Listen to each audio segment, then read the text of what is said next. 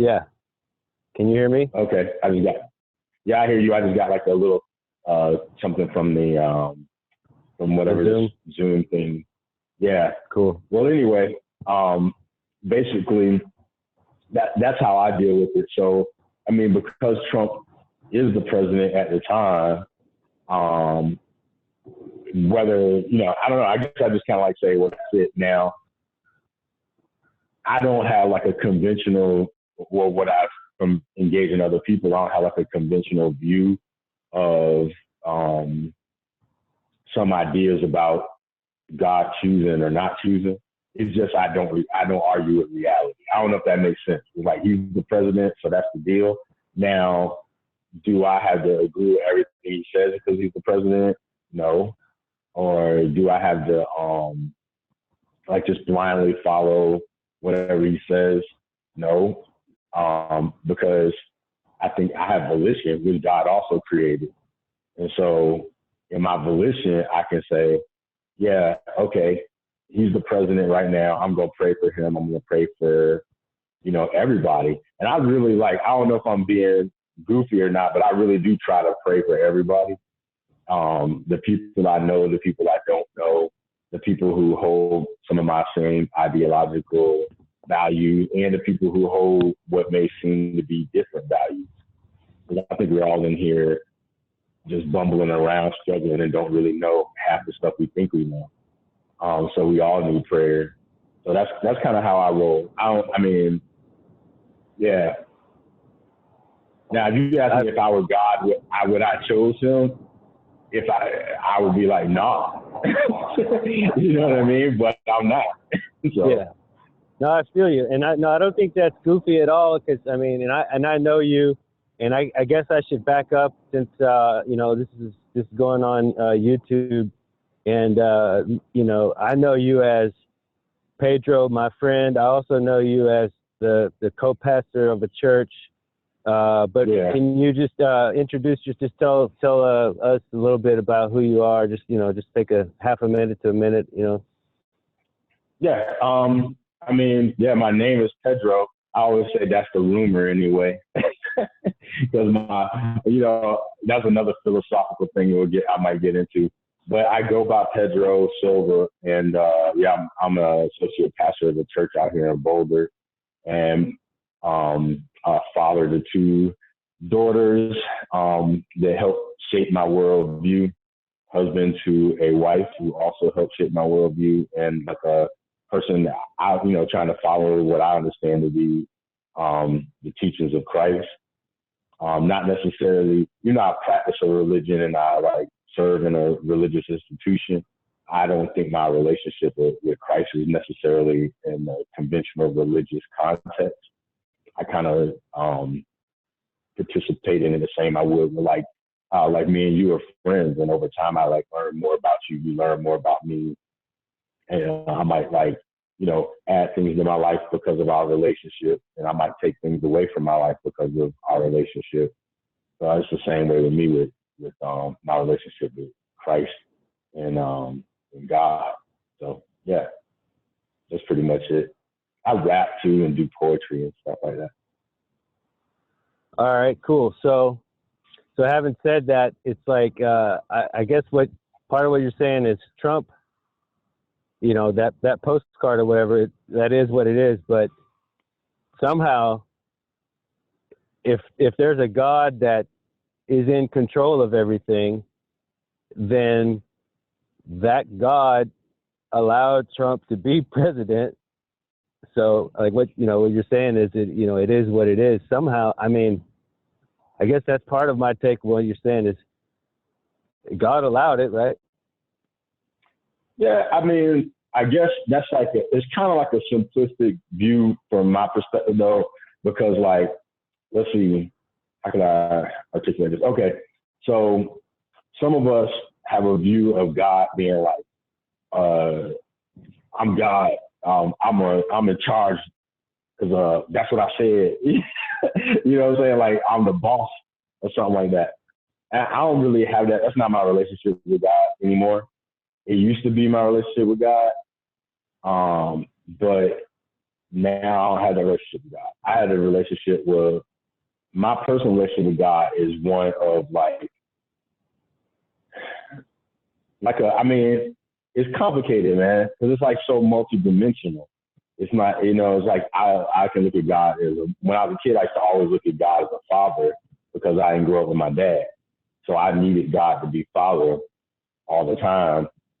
So that was like my concept. And that's also what I kind of got taught in church. But then we used to also sing songs that say, you've been my father, you've been my mother, you've been my sister, my brother too, and all this stuff like that in church. But we only, we talked about how God brought us from a mighty long way, but we only related to God as Father.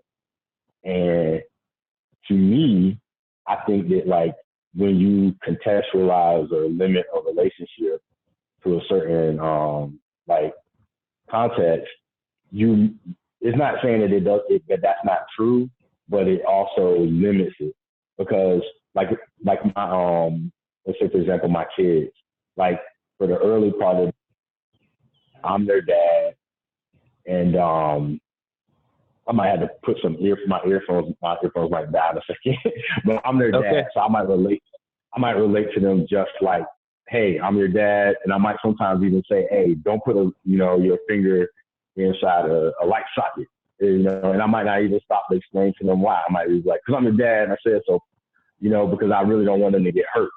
So that's like the way I might relate to them. But then as they start to develop language and understanding and stuff like that, then I might say, hey, buddy, this is why I didn't want you to stick your hand and stick a pin inside a light socket, because you could get shocked. But I might say it a little bit different. Then they go, okay, Dad, I understand. And then they start making some different choices. Our relationship develops, and they have like different capacities. Then they might start learning some more stuff, and then we just kind of go back and forth, and we grow in that relationship. And it's like now all of a sudden we like get to a point where we start making some decisions together, and it's not like just like I'm the dad or I'm in charge, I know better. It's like, well, what do you think? Oh, well, hey, let's and then we start, developing and creating experiences together. And that's how it is. And I feel like the same way with God. Like, I feel like God, if God needs to be like, yo, this is how it is, then God will be that way.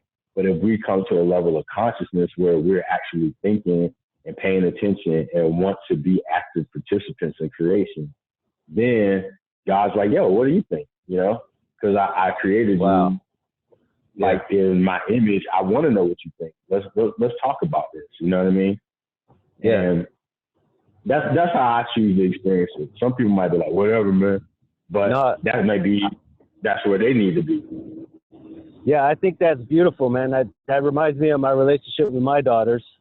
Because when they're kids, you just got to keep them safe, keep them from running out in the street. Right. And exactly. We don't have time for asking why sometimes. But now, I think about my relationship with God. It's a relationship. It's right. And some people understand that, some people don't, right? But my relationship with my daughters now, it's a relationship. It's not about they're 16 and 17 now, and they're having to deal with choices and decisions. Think about it, man. I mean, when I was 16, we didn't even have internet. Exactly. I told my daughter that yesterday. So they got to deal with stuff, that I didn't even have to worry about until I was much older.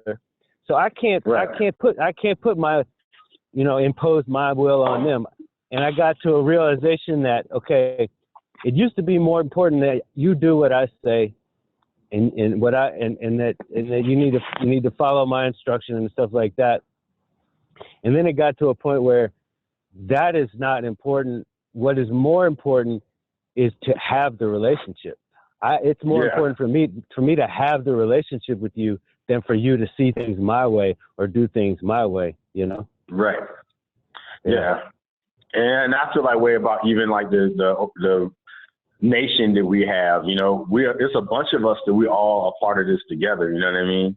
And it's like, that's why I'm all about trying to love everybody. Cause like somebody might say, well, God chose Trump. And I'll say, yeah, God might've chosen Trump to some degree, but God also chose all of us, not just like one person that we supposed to just be like, whatever they say, or whatever the case may be. And especially in this nation where we're saying that we like have a democracy or something like that, then it's incumbent upon us, each and every one of us, to like live into that calling, you know, because God chose the time that we're born in, chose the government system that we're in and stuff like that. Like back in the day when they wrote some of those things, there wasn't any kind of democracy or anything like that. That was just like, yo, here's the king, blah, blah, blah, or the person that's in charge, listen to that person.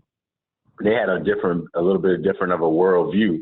Now we chose, or God chose, however you want to look at it. God chose a democratic in this particular nation.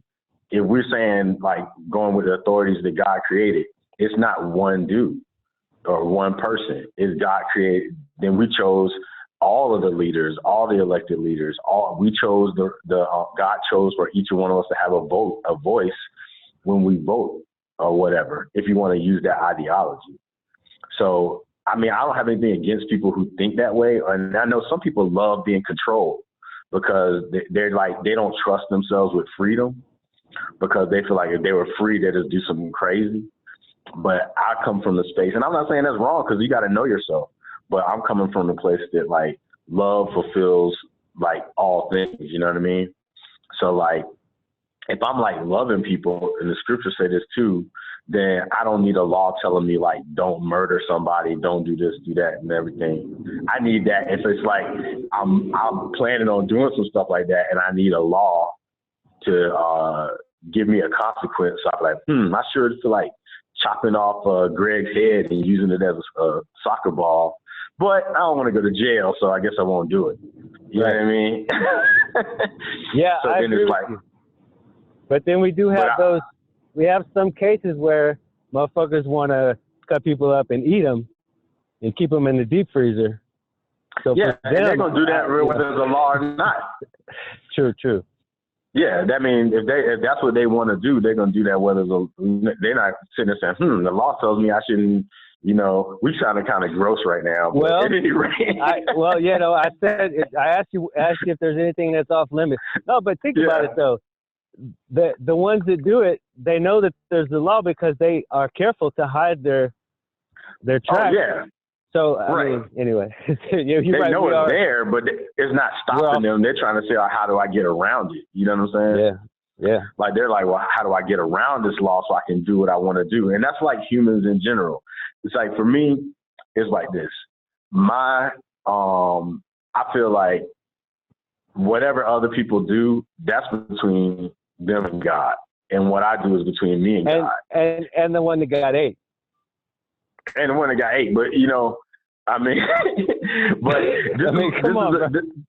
this is the thing, right? Like, I decided that I was going to roll with Jesus, right? And, like, I was talking to my friend about this, like, most of the day yesterday. Like, I used to be like, oh, I want to be a good Christian. I'm not going to sin. I don't want to cuss. Like, I'm going to say, like, you know, just like whatever, you know? And it's like my whole goal in life was to die in a way that I wouldn't embarrass my grandma at my funeral. Like, that was my goal. Like, I didn't even, like, expect to live past 18, you know? Same here. Yeah. And I was like, man, I don't want my grandma to have to lie at my funeral. That was like a whack, like, goal. But that was my goal, man. And then once I lived past, when I got like close to 18, I was like, man, and we're from the same, you know, general area in Virginia. And once I was like, dang, I'm 18 and I'm still alive. Let me get out of here before they can find me. Yeah, I gotta figure some stuff out. Yeah, so I left, went in the military, everything. But I still had this thing in my mind, like, okay, you know, I'm probably not going to make it, but I just still want to just have a good funeral. And when I was going through trials and tribulations, like I volunteered to go to Saudi Arabia. I'm kind of speeding this up, but I volunteered to go to Saudi. And I was up in there, had my last words in my head that I was going to go over there and then somebody was going to kill me. And I was going to be like, I love God and I love my wife. Right. Because I was trying to like I thought I was following God, but I was like really following like people in the church, and it's not the same thing. And like I realized that, and then I went like got all like kind of hurt and stuff like that. I'm like, oh, again, I'm speeding this up. I got hurt. Then I said, I'm rejecting God, but then I had to reject God in my experience, or to think I was rejecting God in order to actually encounter God. Because what I was rejecting was like the church and religion. Mm-hmm. And not in general, but just in the particular circumstances. And then I like encountered God in my experience, you know, in a random place, you know, in the desert, in a random hotel. I don't even remember where I was. And then in Saudi Arabia or in the no, I didn't even go to Saudi Arabia. This is like in somewhere between Michigan and Arizona.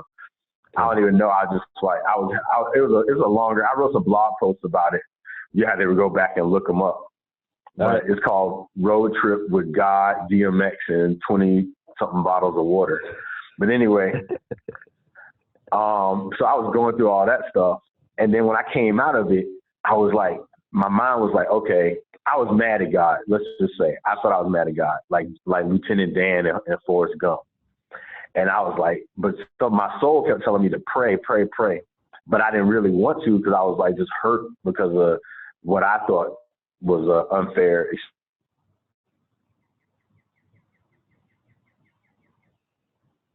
Uh-oh. I lost your audio. Can you hear me?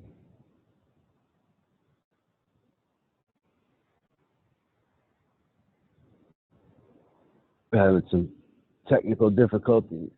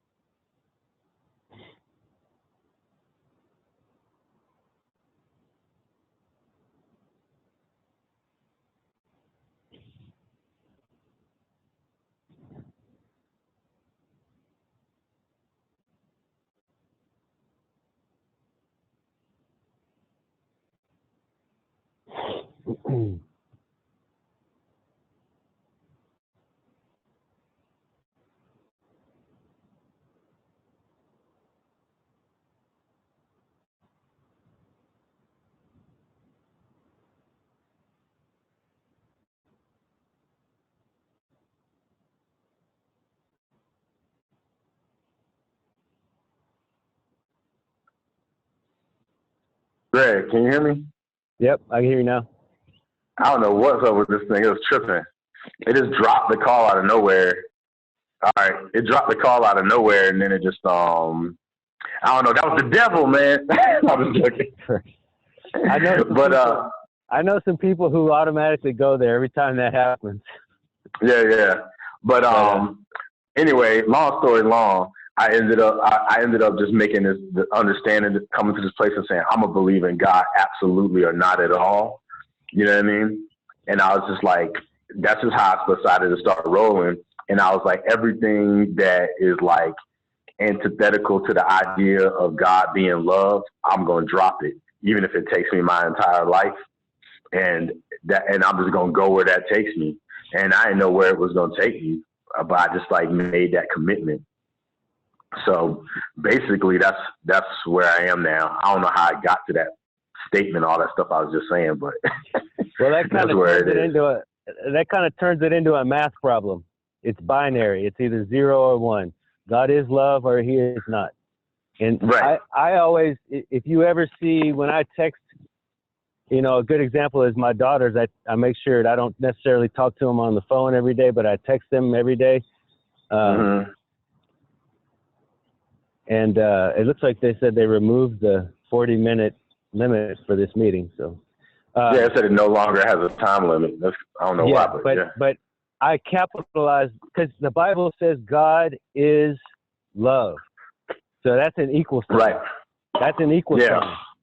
God's on one side and love is on the other side. And you never write little g. So I don't ever write little l. I capitalize the word love. That's just me. Yeah. I'm just like that. But to me, I mean, it's a math problem, you know? And I mean that right there, that equation, you translate that to your whole life and that's life changing, you know? Yeah. Yeah. But hey, let's change gears. All right. Zayd Atkinson. Do you have any update on that, or is it sort of an ongoing thing with city council, or is it sort of just dead in the water? Well, I mean, there's been some changes that, out here. I was saying you were referring to anyone who doesn't know, you know. So Zayd Atkins was a dude. I don't think he lives in Boulder. I think he went out of the country altogether. But he was surrounded by police when picking up trash in his own yard out here in Colorado, in Boulder, where this area where Greg and I were living, and it sparked a lot of obviously controversy. Thank God this dude didn't get shot, because I was watching that video like, oh my God, please don't tell me this dude's about to die, because he is not doing anything. Yeah, I was like stressed. Man, that thing almost made me leave too, man. It almost made me leave here. Yeah. But yeah, it was hard. And then the watching, obviously for him, my God. But basically, they did the NAACP and a lot of other organizations here made like a big push, and they're doing some kind of stuff with the police oversight and things like that. In the community, there's one woman, she's making a documentary film that was kind of based off of it. And I'm actually in that documentary. It's about race in Boulder, like the history of race in Boulder and everything like that. And then what's the name of it? The movie, it's a working title. They haven't finished it yet. They're still filming it. Cool. But yeah, it's been very interesting in terms of conversations, because there's like a reference point. I think that's if you're gonna say that there's a gift to it, it's that there's a reference point in the community to say, remember what happened with Zayd? Like, this shouldn't have happened. You know what I mean? And it's like everybody knows it. So it's like, it's hard to have those conversations of like, oh, that's not around here. You know, I mean, by God's grace, he wasn't killed, but to be surrounded by a bunch of police officers when you're just picking up trash in your yard and you didn't do anything. And then they're like, and then people, I don't know, man, I'm having flashbacks, so I'm talking about it. And it didn't even happen to me. But in a way, it happens to a lot of us, you know? Yeah. You know, you put yourself, I try to put myself in his shoes, and, you know, the thing about it is, if he had, I bet, you know, 9 times out of 10, people know what the cops have done in this country and don't want to die. They want to see their wives or their daughters or whatever. Mm-hmm. So they would probably put the trash picker up or down, and then you would have no story. It would just be another black man has to submit to some white police officer, you know? Right. So in a way, I'm glad he had the balls to stand up to him. But yeah, I was watching the video and just thinking, my God, am I going to watch this man die? And then when I try to put myself in the officer's shoes, it's tough because it's really hard to think, because I'm watching the guy with his gun out the whole time. Like, it's hard to imagine that the officer was actually scared of the trash picker upper. Right. You know? And when he had 7 other officers there, he still was. I'm assuming he was still scared because he still had his gun out. Like, yeah. And then the other dude had like some kind of assault rifle or a shotgun or something, and he walked out. I was like, what in the world? And the dude had a trash clamp, and they kept saying blunt object. Like, you know what I mean? Like the words they chose to describe the situation made it seem like more like it was threatening when it was just like he had a white bucket and a pincher thing to pick up trash, and they're like, he's got a blunt object. Yeah, it's a grainy video, and in the grainy video, you can on a laptop screen, you can make out that it's a trash picker upper in a bucket. You know, right? So that's just, it's hard for me to put myself in the officer's shoes and understand it. But you know, the other thing I remember thinking was he made a lot of noise. Oh, and it went on for a long time. I know. And there was somebody filming it, and what the fuck? And that's excuse me. I'm not gonna be anti-cussing because, you know, I mean, I'm just a regular guy, but I try not to get too emotional. But even right now, thinking about it, I'm like, because I've been in situations like that, and it's just really annoying that nobody decided it was a good idea to come out and save this man's life. Right. In 15 minutes that you can film, and you know, people were hearing and looking at, you know, I'm making an assumption that people that somebody around there heard, and somebody out was looking out the window, probably more than just the one guy that was filming.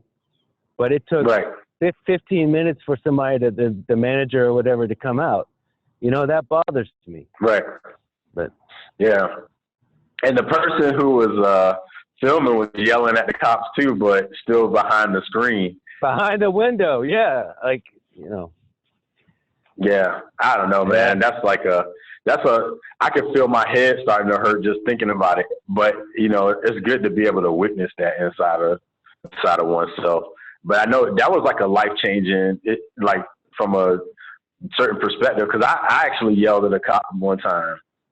Because somebody said to me, like, oh, you know, he shouldn't have yelled at the officer and all this other stuff like that.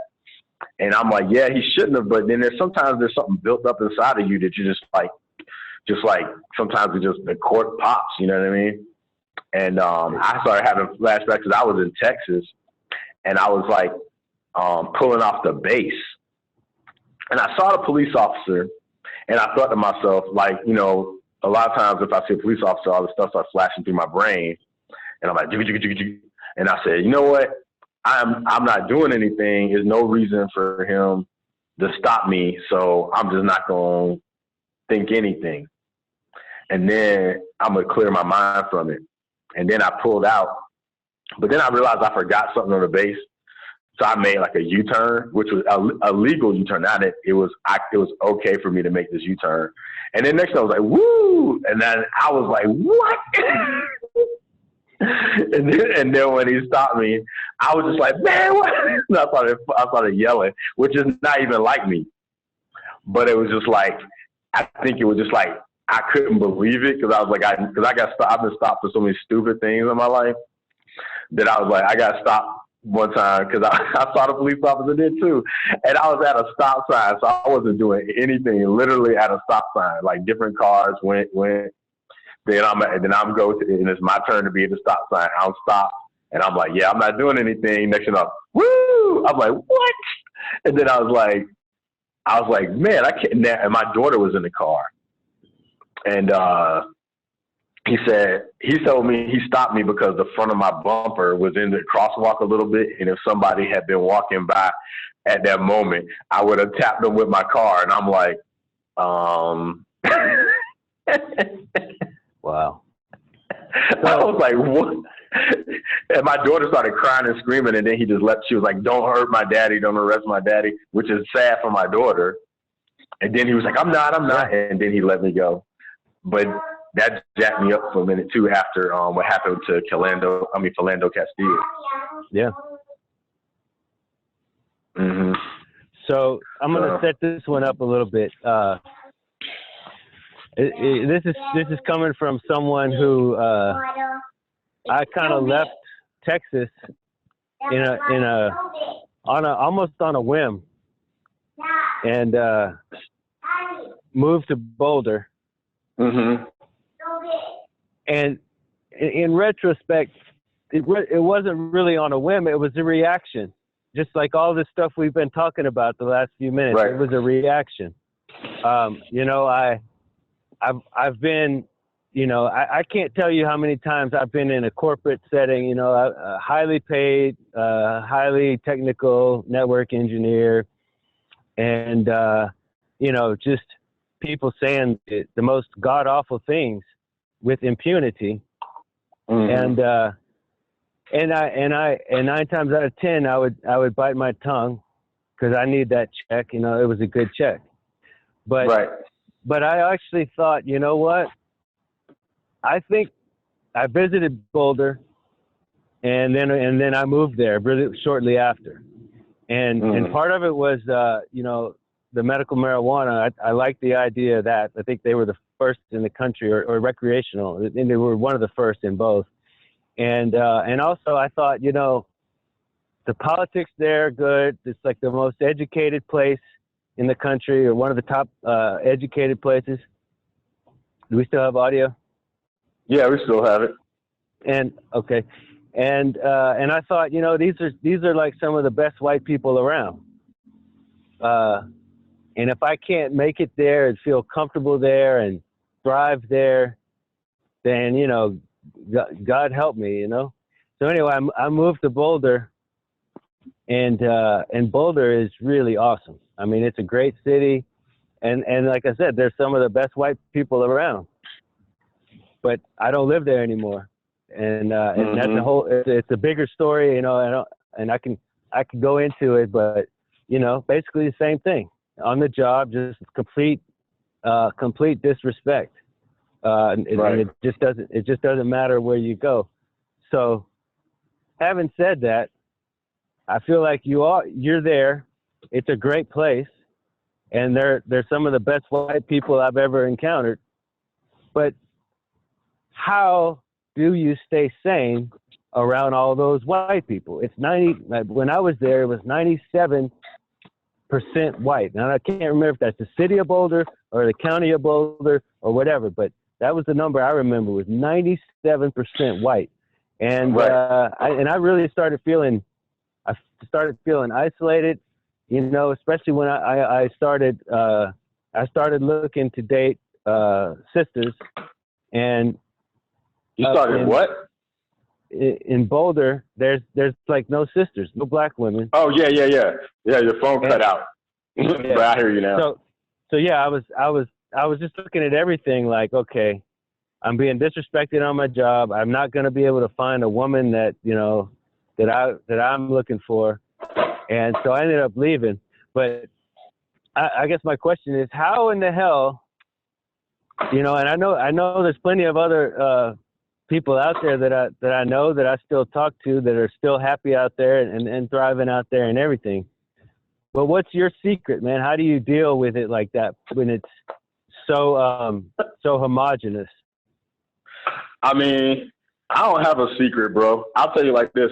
Now what I'm going to say might sound ignorant, but I'm like hearing myself. I'm just going to say what's on the top of my brain. But like, I think happiness is overrated. Like, I don't believe it. I don't really even understand happiness as a concept. I'm just being straight up with you. Like, I got something to say about that. All right, go ahead. Okay. But like, as I look at my life, like, I never like, I see some people, they'll say, okay, they have this idea of happiness that exists in their brain. I don't really know where they got it from, right? But they're like, happiness, this is what it is. And then they compare the life that they have to whatever that's in their mind that they tell them is happiness. And then if it doesn't match, they get upset. And if it does match, then they're like, okay, well, whatever they feel. And when I look at my life, I'm like, I don't know where they came up with that idea. My brain doesn't even know how to make it up. I'll just be real with you. So it's like, I told you earlier, I don't really argue with what is. So like, when I was younger, like my parents used to argue whatever they had to do. They broke up, got divorced. My dad bounced. I went, my brother was sick, so I was always bouncing from people's houses, like people handing me off all the time. I spent a lot of time by myself, just like sitting in chairs, just waiting. And like sometimes just like in the house by myself. I was like, had my little brother, I was taking care of him. I was like 6, like cooking on a gas stove. You know what I'm saying? Did you play with fire a lot? And not, you know what I'm saying? Like not having lights, not having water, we're having to hide. Cause I'm like being more open about it now that I'm older. But like, cause we were too embarrassed to let people know, you know, well, I wasn't embarrassed, but let's just say that we didn't want to tell people what we were going through. We eating cornflakes all the time. So it's like, that was my reality. So I wasn't like comparing it. I just was like I said, I was like, well, when I die or get killed or whatever, I don't want my grandma to lie at my funeral. So let me just try to just be all right. And then like somehow like I just like my spaces kept changing. And it was never really like I was trying to seek it necessarily. I was just trying to like just live, learn. So when I'm here, it's like the one time I tried to think about like happiness and stuff like that, and said like I deserve something different. I moved to Atlanta because I was tired of some stuff similar to what you're talking about. But that didn't necessarily bring whatever I thought it was going to bring either. And so then I just like, I gave that a shot. So now I just like live, you know, moment to moment, man. It's like, and I just try to like, you know, just keep adding that love to my life, man. And it's like, I'm talking to you on this video. I'm just saying, you know, doing like a stream of consciousness or whatever, but I really don't compare it to anything else. Like if it's time for me to go, I'm going to go. If it's time for me to be here, I'm going to be here.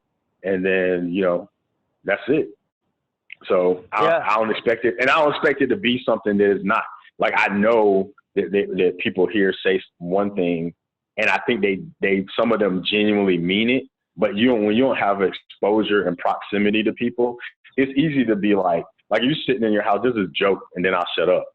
But this dude said it the other day at the men's breakfast that I lead, and it was like the guy was praying, and he was like talking to God, and he was like, "Dear God, you know, so far today, I haven't lied, I haven't cheated, I haven't coveted, I haven't done anything harmful to anyone.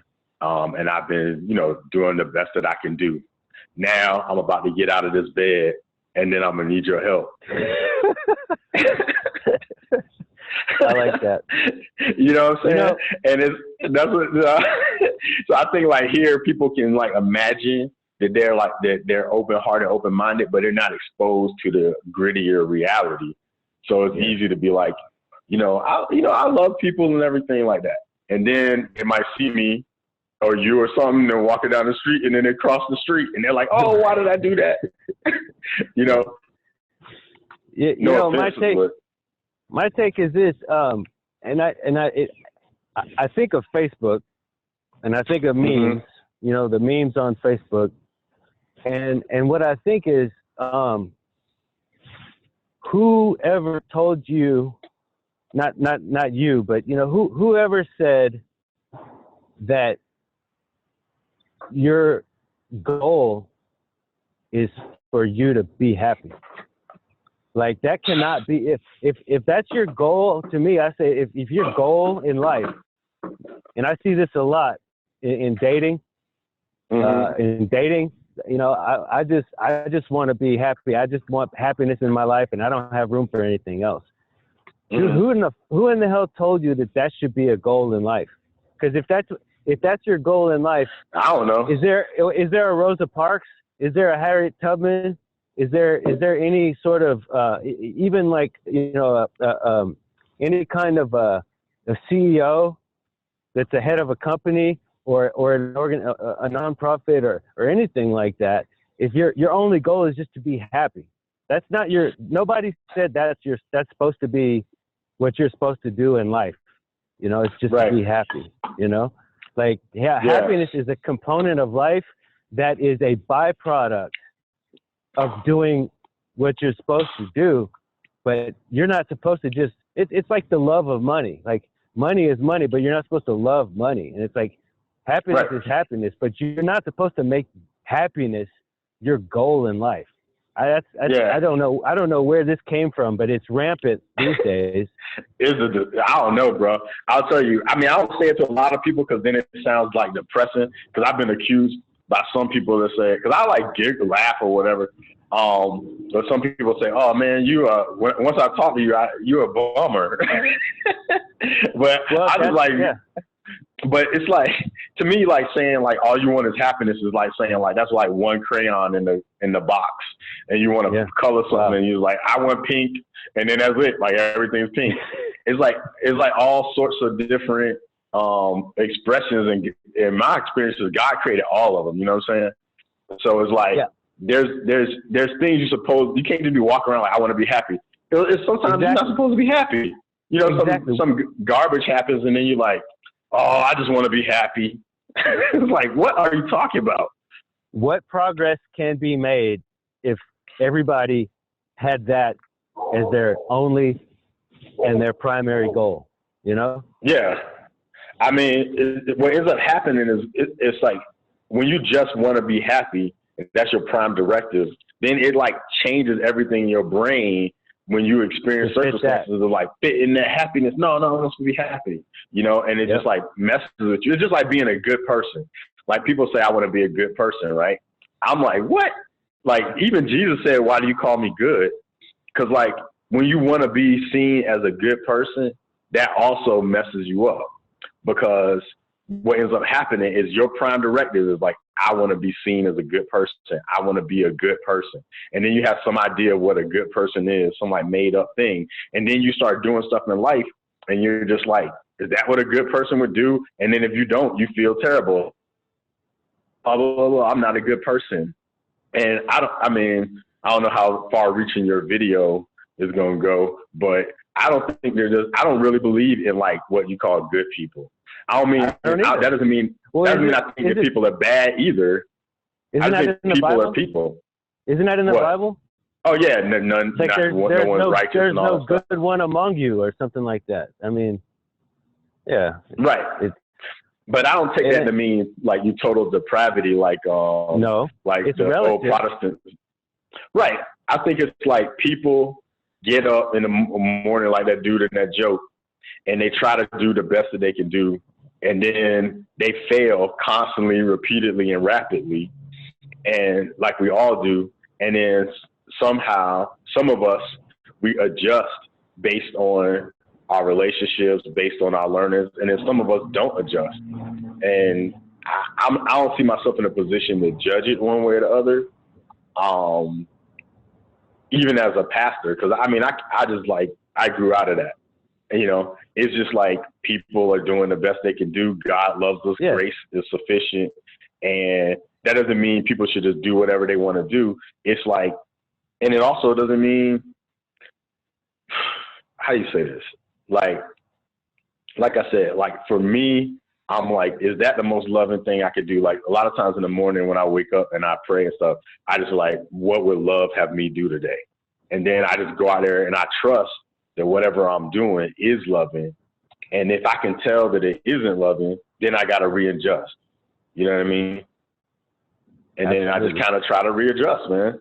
You know, and I don't even try to say like what love looks like, because just using the biblical example, like so many people, now I ain't gonna talk about people. Let's just say, using the biblical example of Jesus, if somebody said, does love look like going and making a whip of cords, going into the temple, flipping over tables and going, cha-cha, does that look like love? People will say, no, that doesn't look loving, but that's what Jesus did.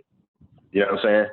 And like just different factors. That's the most prime example, because a lot of times I hear a lot of people who go to church, if I tell them that story, they're like, what? Jesus did that? You know? So I use that as an example. But it's a lot of stuff that is love that we can't tell that it's love. You know what I mean? So, Absolutely. And there's a lot of stuff that's not love that we think is love. For some reason, that reminds me of a story. I just heard this story on the Young Turks just a few minutes before this interview. Apparently, some of the folks that were flown back from China and forced into quarantine because of this coronavirus. They are being billed like thousands of dollars for the treatment that they were forced into. And I know that seems like, when you're talking about Jesus in the temple, you know, that reminds me, like, that's something that would be, it would be love, it wouldn't look like an act of love, but if somebody went into the offices or where they were writing those bills from and sending them out and started flipping tables over, to me, that might not look like love to them, but to, you know, that would be love, you know? Yeah, that's silliness. I hadn't heard that. But I mean, I'm not surprised. I mean, I don't know, man.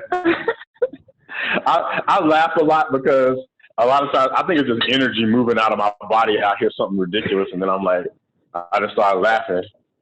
I mean, it's so ridiculous, and it's a new story. It might come out, you know, to clean it up. They might say, "Oh, that was a mistake. That's, you know, you don't have to pay those bills." I'd be surprised if they actually, now that it's a story, I'd be surprised if they actually made them pay the bills, you know, especially it being an election year and everything. But you know, just the fact that you've been through that, you've been through 14 days of hell in China and 14 days of hell in quarantine, and then you get home, finally make it, and you live, survive, and you got, I think it was like $3,196 bill that one man had received. But yeah, I mean, I tell you what, there's a whole lot of stuff going on these days. I don't even know what to say.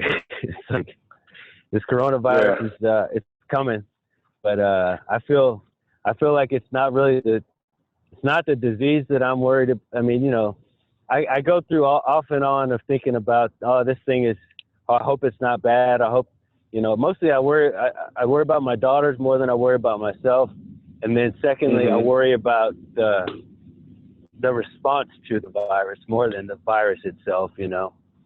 Yeah. Hopefully it doesn't, you know, sometimes these things bring out the worst in people, and sometimes they bring out, you know, a lot of good stories, you know. Hopefully we'll see people helping people, you know, because, and I'll tell you another thing, I feel like I've seen enough. I haven't seen a whole lot, but I've seen, I have another video, when Hurricane Harvey hit Houston. I don't even know how I got involved, but I ended up trying to find out information. I was just trying to find out how my folks were doing. And I stumbled on, anyway, what happened was that people weren't getting help. Like the 911 calls were getting left on hold for hours because they didn't have enough, because they didn't need police cars that were no good. They needed boats. Right. People were up on rooftops having to get rescued, right? So that there was all these rescue calls. And so I don't know if you've heard of the Cajun Navy? The guys who came out in those little boats. Yeah, I heard about them. Yeah. Well, anyway, they were using this app. I can't even remember the name of it. But like I said, I have a video of it. But this app it's like a voice app. And that's what they were using to get help, to coordinate all these rescues. And they were and they were calling out, like, we need people to track. We don't have enough people to take calls. So just take calls and write down the address and write down if they're pregnant or if they have children, or all that kind of stuff, so they could prioritize. And so I had this Excel spreadsheet that, you know, it was like a Gmail, Google Doc spreadsheet. Right. And so I was in Colorado. I was nowhere near Houston at the time, but I was involved in that. But the point is, the people that were waiting on the government, they still be up on the rooftop if they were waiting, you know? Right. So my point relating that to what's coming down the pipe with this coronavirus is, hey man, it's time for us to take care of each other for real. Like, we need that. We need to stop. I mean, you know, stop thinking that the government's going to take care of you, and really maybe it's time to stop thinking that. I was going to say stop thinking that they're supposed to. I don't know. Maybe I'm wrong about that, because, you know, we pay tax dollars and everything. But at any rate, the reality is stop expecting them to in all cases, in all situations. So we definitely need to take care of each other, you know? Right. And in this situation, we are the government. That's like what a lot of people don't realize. Like people think that the government is like some entity that's separate from us.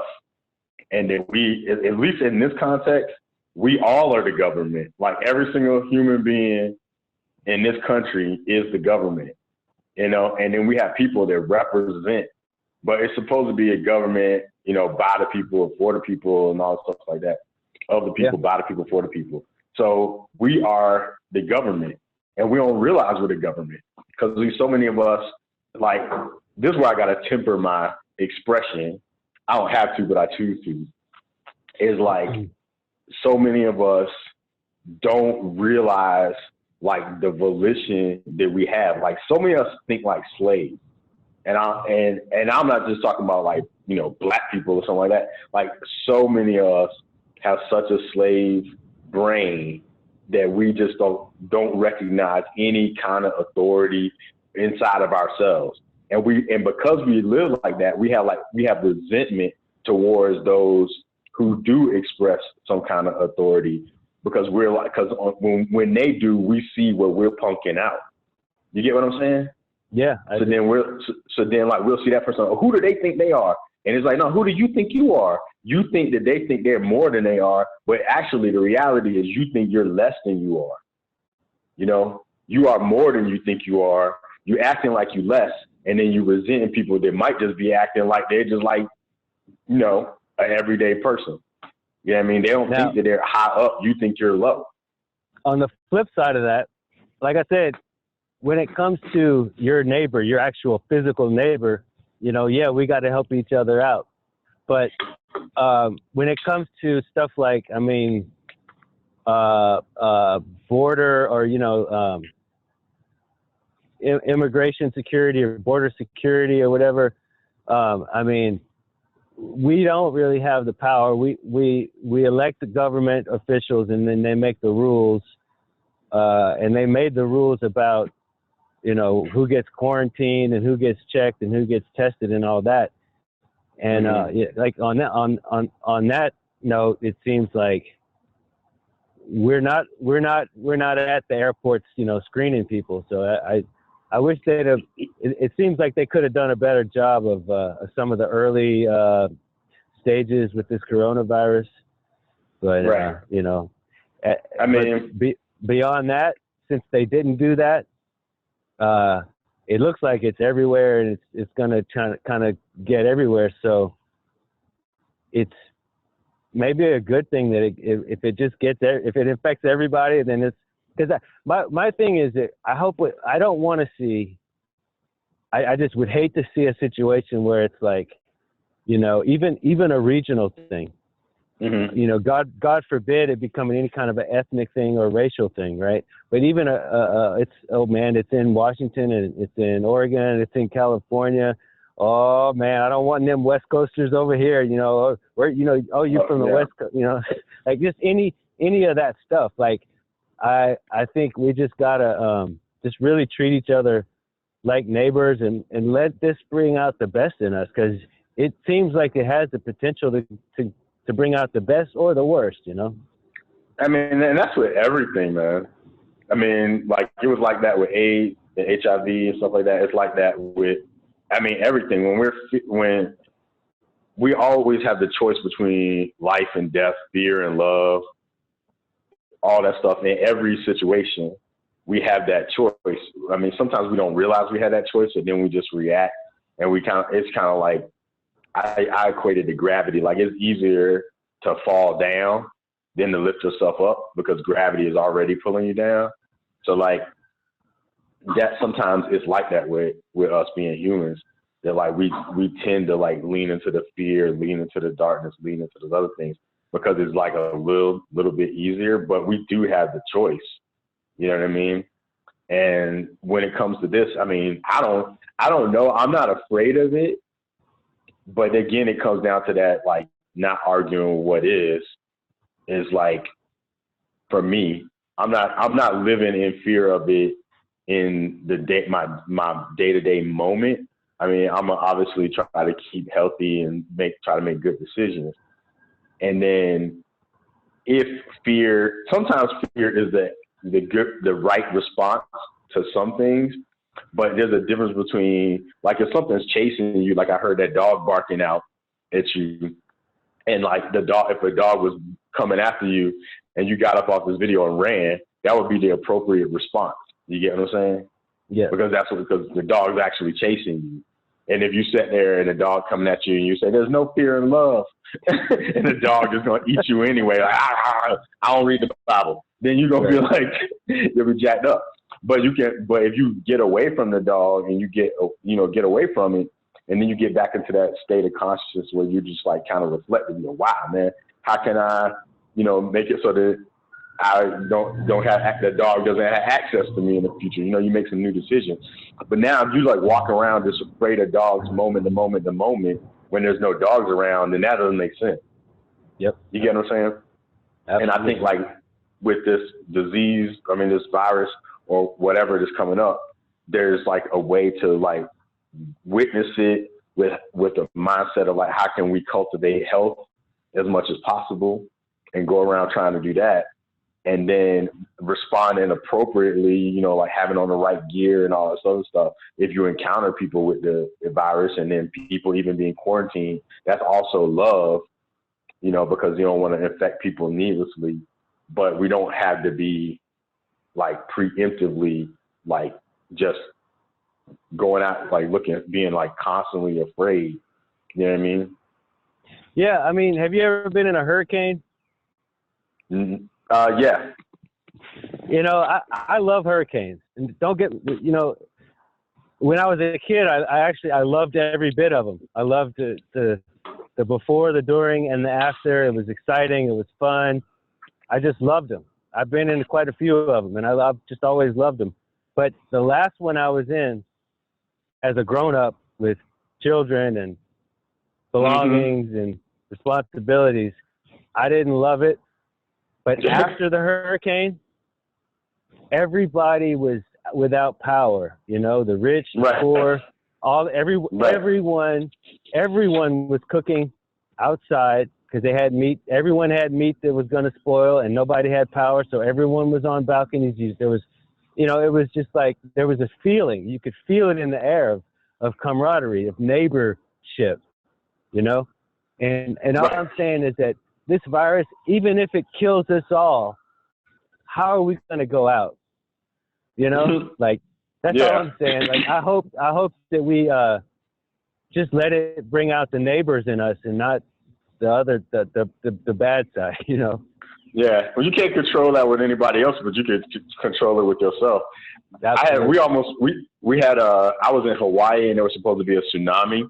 And it was like, they said it's inevitable. It was coming. They even were tracking the wave, saying when it was going to hit. And I was like, not very far from the shore. And it was random because my wife actually works for an airline. So sometimes we could fly to Hawaii for free. But sometimes we went there, we had no place to stay. We were so stupid. But we went there. Hey man, I'd rather be homeless in paradise than have a home in some of these places. Right. So we were just kind of like bopping around and like trashy hotels and like trying to and we had some friends and we were like sleeping on their floor or something. Shit, I'd sleep on the beach, man. Yeah. So we were going up to this other side of Hawaii and we had found like a reasonably low price. This is on Oahu, a reasonably low price place to stay the night. So we were driving up there. And then we saw some like Hawaiian locals, like, native Hawaiians.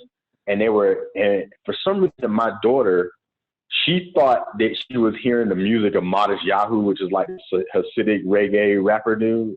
Yep. And she loved this dude.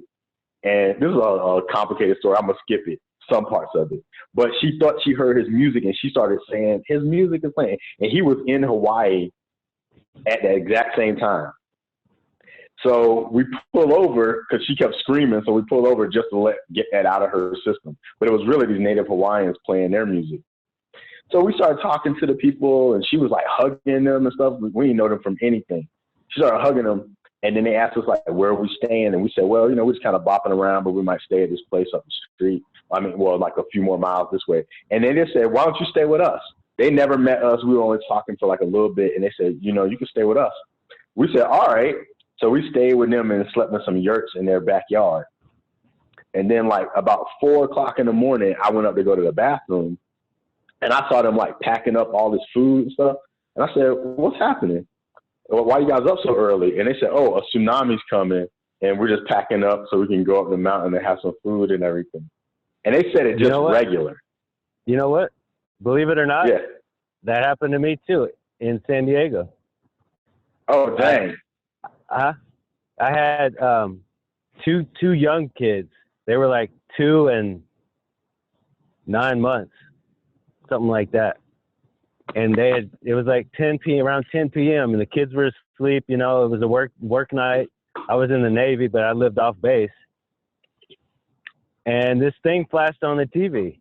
An earthquake has happened off of somewhere, and we're expecting a tsunami. And they said, I can't remember what the height was, but at the time I was in Imperial Beach, and that was like the only place I could actually afford to live by the beach. But we were literally 1 block from the beach, and Imperial. I don't know if you've been to Imperial Beach, but there's no cliffs, or it's not like, you know, it's just like a flat city, a flat beach, you know. So like the house is, you know, a few feet above sea level. But the funny thing is, we sat there for a while. Like me and my wife at the time, we were just like, is this really, like, what? And they said, you need to go to higher ground now. And we still just sat there like, what? Are you serious? And then we looked outside, and nobody was really, we didn't see anybody moving around or cars, people getting in their cars or anything. But we had 2 young kids, and we were a block from the beach. So finally, after about 3 or 4 or 5 minutes of like, should we, you know, finally we got the kids, put them in the car, and just drove up inland to up in Chula Vista, you know, higher elevation. And, you know, nothing happened, man. Same deal. But yeah, well, what happened with this though is kind of crazy. Is like my wife has like a fear of tsunamis anyway, and she was like, that was the first time we had been to a beach, and she hadn't been like, what if a tsunami comes? And the one time she didn't say it was the one time she usually said it. Usually we were walking down the street. If we ever went to a beach, she'd be like, what if the tsunami comes right now? And I'd be like, why you got to say that every time we go to the beach? Yeah. And then this time she didn't say it, and one was coming.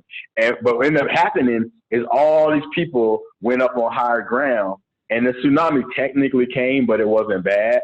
The water went in, and it looked like it was going to be bad, but then it just like, it broke up in the coral reefs and all this other stuff. Oh, yeah. Wow. So it didn't really do anything. But then they had all this food out. That's why I'm bringing it out. And all the neighbors had a big party because everybody had brought out all this food. And then next thing you know, this thing that was going to be like everybody was kind of like, oh crap, what's about to happen? Ended up being like this big party. Yep. And I'm still cool with them to this day. And this happened like 9 years ago. Hey, are any of them surfers?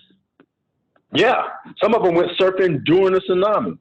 Well, I need to make my, you know, I'm a surfer of a long time now, 30-something years, I guess.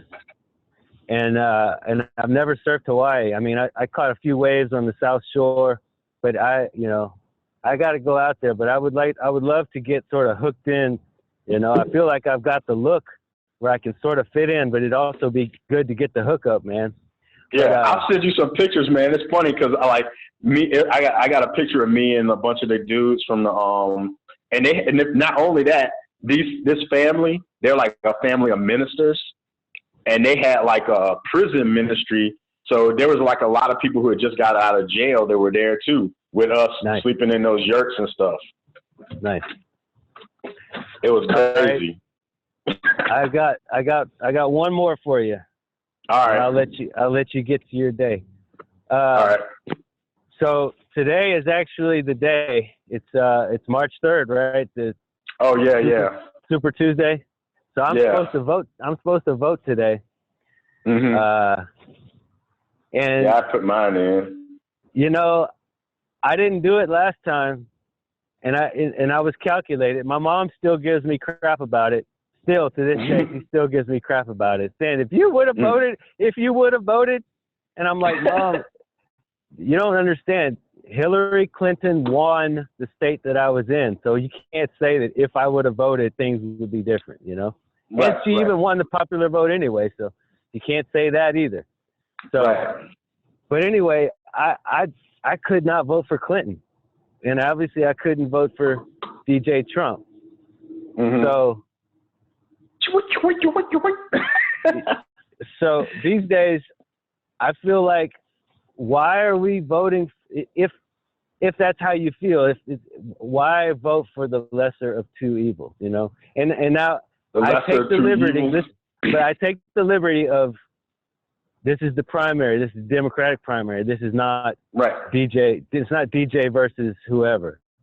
But well, if you're a Republican, you can too, because other people running for Republican nomination.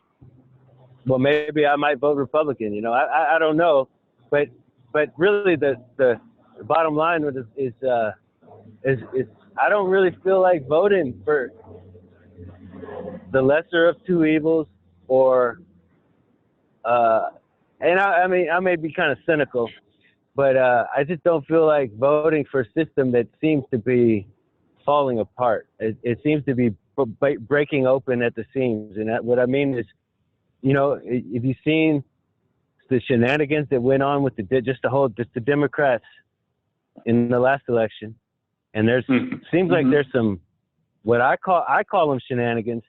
I don't know, you know, people can choose to look at it. That's a bunch of malarkey. Look at it. Malarkey, shenanigans, tomfoolery. Yeah. You know, but it just seems like, okay, we've got the Russians meddling in. They probably hacking the voting machines. Now, you know, I am a conspiracy theorist and all that, but there's just so much. I'm just like, man, I feel like me voting is to endorse something that I feel like needs to be really completely overhauled. If not, I won't say done away with, but it's so broken that I feel like I don't really want to endorse it. And now I had a candidate that I didn't feel like that about. And that candidate is gone. But now that Marianne Williamson has dropped out, you know, she dropped out a while back, I'm just like, man, I don't know who to vote for. Did she actually drop out? I never heard that she officially dropped out. Well, damn, now you're going to make me have to go down and go to the polling stations and catch the corona. Yeah, you can still vote for her. Really? Damn, now I'm going to catch this disease. Yeah. Man, don't curse yourself, jeez. But she didn't. I don't think she dropped out. Really? Well, I might have to go vote then. I don't think, like Tulsi Gabbard, I don't think she dropped out either. I don't think that they officially dropped out. Just nobody's talking about them because they aren't in the system. Right. Yeah. But gotcha. It's like 5 people running for the Republican nomination too. Like, a lot of people don't know it, and I don't think enough. But this dude named Joe Walsh is running. This dude named Bill Weld is running. This dude who would be interesting, his name is Zoltan Istvan. And he's but that would be dope to have a President Zoltan. President Zoltan. President Zoltan. Like, having like a sword or something. My cousin and then pulled up. This dude named Matthew Matern. Oh yeah. Hey, so if you want to vote Republican. I got one more real quick. That verse in the Bible, I've been trying to think of it for about a week now. Hey, what's up, man? Hey, the one that says something about so that they may be the firstborn among many brothers and sisters. Oh yeah, the firstborn among many. I went by there. They say it won't meals for free. Oh Lord, they've been ticket, man. Hey. There's something I got time for. All right. You know, I don't know your cousin, but tell him I said what's up. He's on video. Oh. Hey, say hello. Hey. It's Pastor Pedro, my friend out in Colorado. Okay. Hey, my first name not Pastor though, man. Yeah. Oh, I'm good, man. Oh, my first name's Pastor. She in the car. All right. All right. Do you know that verse? Yeah. It's in Romans. Romans? Yeah. Right. What is it, man? Take us out with that verse. All right, I'll take you out with it, but I want to say something because you talk about voting, man. Like, right. I used to think that if a person didn't vote, they didn't have a right to say anything. I'm like, don't vote. If you don't vote, don't complain. I used to think like that. Now I think like that. Not for some people, not voting is their vote. You know what I mean? Yeah. And I wish that there was a system of calculating, of actually doing something with the data of the people who don't vote, and consider their vote of like lack of confidence, and be able to say, this is actually a vote too. This many people don't feel like it's worth their time to vote. What is that telling us? And not try to necessarily try to take and convert them into voters, but to see they're not voting as a vote, and then basically build something around that awareness and that amount of data, because that's huge data that we don't use in any kind of positive way, except for to try to push people into it. I'm not saying don't vote, because I still vote, and I don't see voting as like the lesser of two evils, because some stuff is like for me, I'm not saying like it's other people, but for me, I think that my vote isn't just, it's mine and it's other people's. And I feel like I'm a part of like a community that like even if I might not like a person, if I think what they're doing may foster some positive net good for other people, then I would vote for them for that reason, even if it's like a responsibility to the community that I take. I'm not saying that you got to take it or other people have to, but when I do, I kind of roll from that space. And truth be told, if Marianne Williamson would have voted, I mean, I guess I could have voted for her. I actually gave her some money and stuff like that. Not her, but her campaign. And I don't know, I was wondering, it's funny that you said that though, because like on my cup, it has a Marianne 2020 sticker. Oh yeah, on Department of Peace. Yeah, I got that from when I like donated some little money to her or whatever. And so because I feel like she seems like one of the best white people out there. It's funny you keep saying that, best white people. But anyway, but if I'm judging, if you're judging, but like it's just whatever, it's people.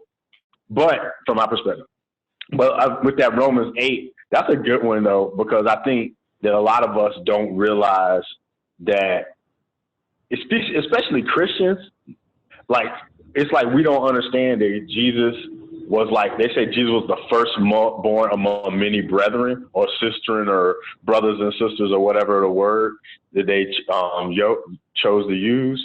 And like it says firstborn among many, but we never think about whatever those many are really. And we don't even see ourselves as that. In my experience, most preachers never quote the whole verse. They leave that part out. It's like it's too empowering or something. Yeah, I mean, I think that a lot of people do that. I don't roll like that.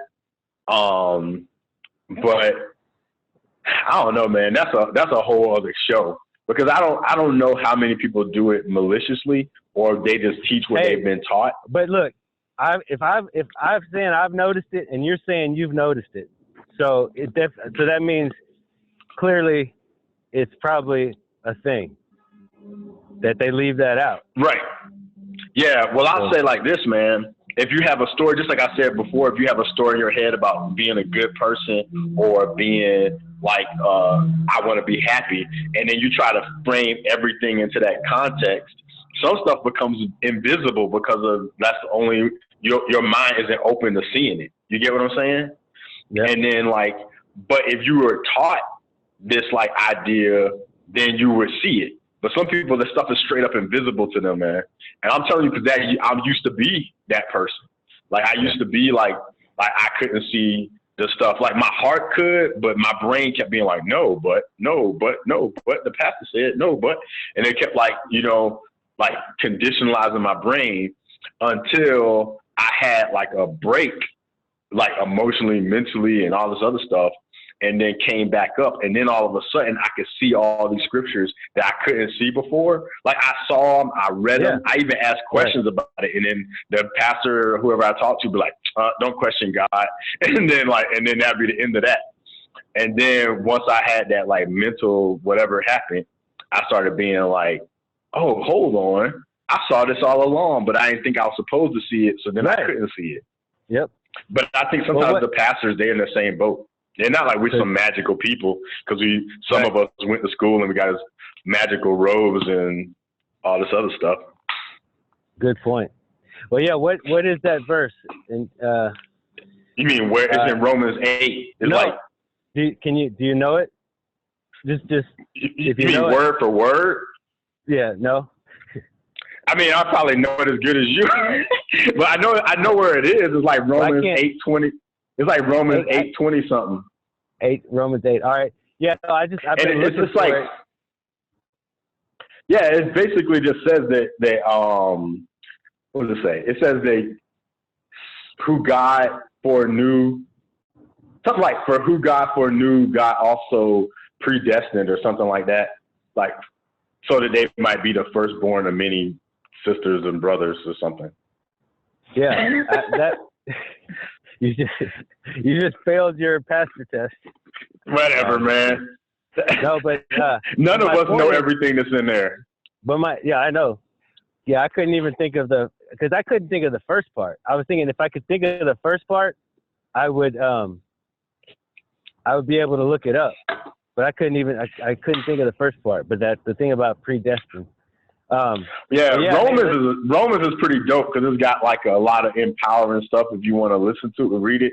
Even I'm gonna leave you with this, even though I don't remember exactly where it is, but it's in Romans 10, somewhere in the middle of it. See, what happened is the internet, bro. Because before, when I used to have to use the paper Bible all the time, I used to know where everything was. I was constantly like flipping and highlighting and blah blah blah. But now because stuff is digital, I just be like, oh, I know like 3 of the words. And then I could just go to it and my brain go right to it. I don't need that like data. And like even while I'm telling it to you right now, my memory is like seeing it on a piece of paper, like seeing it on a page, and I know it's like somewhere in the middle, but I don't remember exactly where. But like Romans 10, it says something about like you're not supposed to say in your heart who's going up, because that's to bring Christ down, and you're not supposed to say who's going down because that's to bring Christ up, and we can't do that. Like, you know how a lot of times in churches and stuff, people be like, that person's going to hell, you know? But it's like, we're not supposed to say that because they say the righteousness of faith doesn't say that. Like Moses, you know, he was coming with the law, but man, I don't even want to get started. But I will say that that's like it is empowering. Yeah. And I'm all about that. Yeah. All right. I know. It doesn't feel like once I see it on video on YouTube, I might be like, man, I ain't doing this anymore. But right now, I just feel like I'm talking to you on the phone. No, I think it's been great, man. Yeah. Oh, dang, they left. Well, I'm not promising I'm doing this twice, but at least we did it once. And I said I would, so here we are. But like, you know what I'm saying? Like, I want you like flipping it around and editing it, and you hear me, I'll be talking, and it'll be like, all of a sudden, I'll be like, I didn't say that. I'll be like, I hate. Well, you're rearranging it as is. Oh, yeah. You know, do what you got to do, man. Just don't be making me say stuff and out of order and all this other crap. And, you know, we can even try it live one day, but yeah, I would love to do it again, man. Yeah, it's cool, man. Probably more people need to do stuff like this. Yeah, right on. I might get a Zoom account and put you on my joint. There you go. As long as I can, you know, I cuss like a sailor, but you know. Yeah, I know some of my parishioners, they'll probably see this and be like, Pedro, why is he talking like that? Because I was talking to another black dude and I'm like saying all joint and stuff, and you saying MF. Yeah, I did throw. I would try to clean it up, man. How about that? Hey, man, it's just words. That's true. I don't think God. it's words of heathens like you say, but I'm just joking. Man. I'm just joking. All right, cool, man. Well, it was cool, man. Let's do it again, and I'll be in touch, man. All right, it's good talking to you, bro. All right, you bye. too, man. Bye.